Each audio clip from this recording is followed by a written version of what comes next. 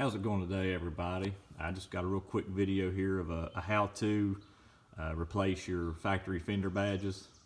As you can see, I've already replaced mine, so it's just going to be more of an instructional style video, but it's pretty simple.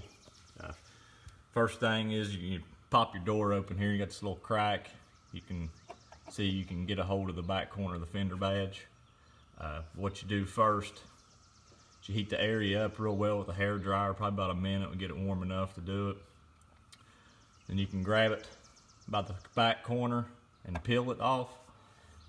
It's got these, the factory badges have these little posts in it, so you have to pop it loose from them. And of course you have two-sided tape on this too. That's why you heat it up for, to get the tape a little bit loose, from be able to pull it off the back.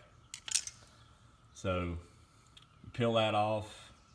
When you peel it off, you clean the area up real well with an alcohol pad or a cotton ball with alcohol on it. Dry it off, make sure it's real clean. You go to reinstall the new fender badge. You can heat the back of the new fender badge up, get the tape nice and warm. That way it'll stick a little bit better. You line those posts back up, which it's kind of self-fitting, I guess you could say. Is like it's kind of hard not to line them up, but just make sure they match their holes. Pop it back in, and then press it down real good. Make sure it sticks.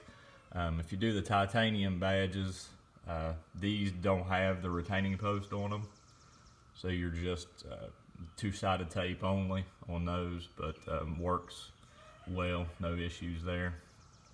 Other than that, I think it changes the look of the car pretty subtly. It's just a little something there to make it look better. Put your own touch on it.